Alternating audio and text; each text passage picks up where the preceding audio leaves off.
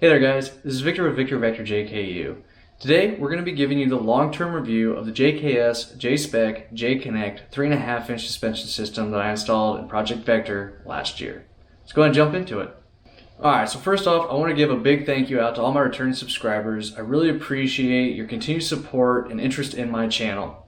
And for those of you that haven't subscribed yet, please hit the subscribe button, like, comment, and share this video along with others of mine to help my channel grow. Alright guys, so let's go ahead and start off with a little bit of background. What was I looking for when I was going to invest in the suspension system that I ultimately got? So I was kind of tied between, a few different companies. I wasn't sure what I wanted to go with. I didn't know if I wanted to stick more budget or if I wanted to go with something that was more complete and an entire suspension system. But we're going to go ahead and get into that kind of as I go through my review here and explain where and why I landed on what I did. So basically I installed this last year in April. So I have just a little bit over a year and a half of running the suspension on my Jeep. And I've accumulated just a little bit over 15,000 miles, and that's combined of city, highway, and off-road terrain. So all in all, what's my recommendation of the suspension system? I think it's very complete, and it has good all-around performance, but there is one thing that I would go back and change, but you guys are going to have to stick around for that later in this video. So for my review, I want to break this down into 6 categories. So the first thing, we're going to be briefly talking about the 6 types of suspension that JKS offers. Then we're going to be jumping into their J rating terrain scale, the completeness of the JKS J-Konnect Suspension System, the cost of that system, and then we'll jump into some of the on-road and off-road performance. Alright, so let's go ahead and talk about the 6 different types of suspension systems that JKS offers. So we're going to start off with the base, which is going to be their J Venture. It's basically going to be your low budget, minimal component suspension lift, which is going to be getting you your coil springs and your new shocks for all 4 corners. And it's going to come with a few other parts as well, just to finish off your suspension. Then you're going to move up to the J Control. J Control is going to be including the geometry correcting control arm brackets that mount to your frame, and is going to bring you back to a more factory geometry and factory-like ride.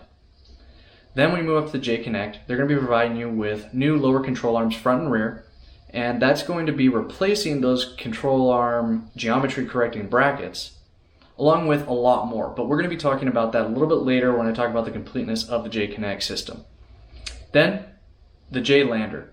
This is really focused for the overlanding community and those that are going to be carrying a heavier load and need to be able to balance out the lift of their Jeep, or at least the ride. So what the J-Lander is basically the J-Konnect, but it comes with the ACOS adjustable coil spring spacers, which enable you to dial in your ride height based on the load that you are carrying in your Jeep. So that's pretty cool. Then when you want to move up into a more off-road focused suspension, you have the J-Crawl. What they're going to be doing here is replacing all 8 of your control arms, and those control arms are all adjustable, plus they come with their flex joints instead of going with the factory style bushings. Then when you can move up to the J-Max, this is where things really get intense and get really cool.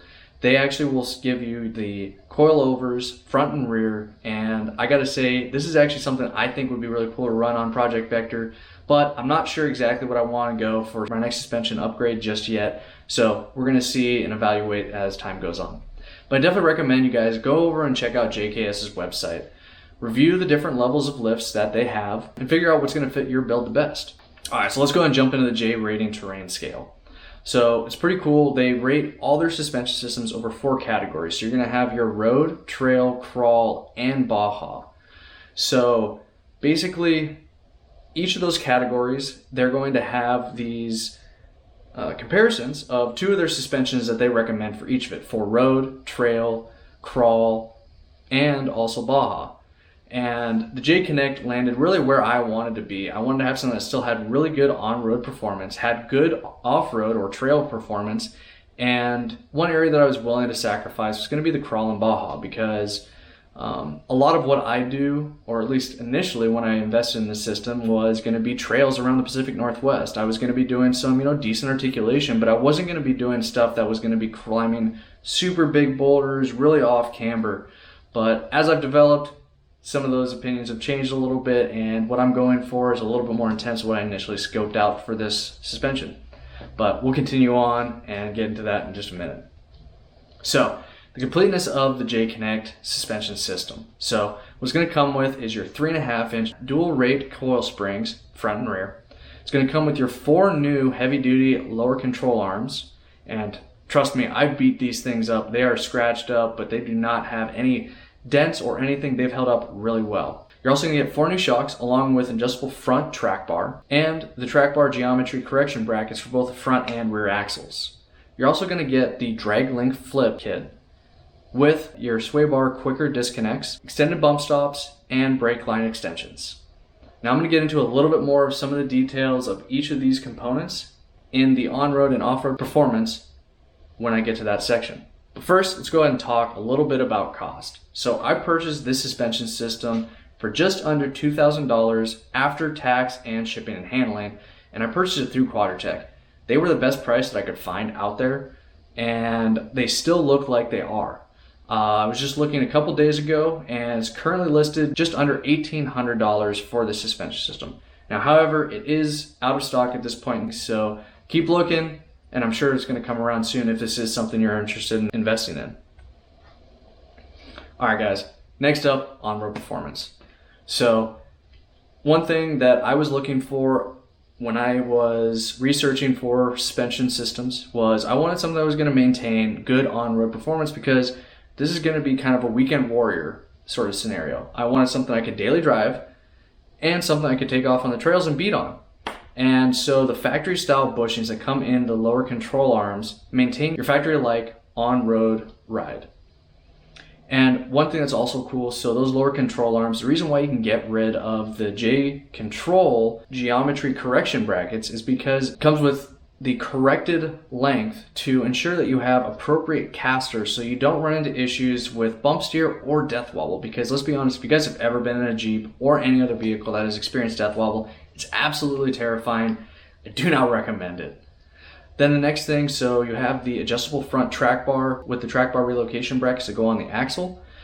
And so what happens is you're going to be changing up your angle for that track bar. You're going to be raising it up. But if your drag link stays in where it is, you're no longer in parallel geometry, which is what you want for your track bar to your drag link and the Jeep steering. So what happens is when you get the drag link flip kit, you basically take the drag link mounting on the axle or on the knuckle from the underside to the top. And what that does is it raises it up, keeps you in parallel geometry between your track bar and your drag link. Again, another important characteristic of the steering to ensure that you don't run into death wobble or bump steer. And then also you have the sway bar disconnects.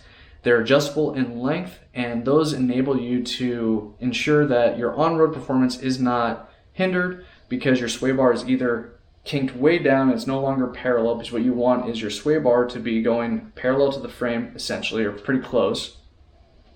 Otherwise you could have some issues with the ride of your Jeep. Alright, so enough about on-road. You guys aren't here because you want to hear about the on-road performance of a suspension system. We're driving Jeeps. We drive Jeeps off-road. We want to see how do they perform off-road, right? So I gotta say that this suspension system handled really well in most all conditions that I was able to run it in up here in the Pacific Northwest around Washington. So that really pertained to a lot of dirt and gravel roads going on Forest Service and access roads to the different trails that I went to. I also went on a lot of tight and twisty trails through trees, a lot of roots, smaller rocks and such that were embedded in those trails, and it did really well there. Then I also did some rocks, boulders, and also large rock formations out in the Natchez or Monastash area with funny rocks and moon rocks. And then also some deep snow and mud.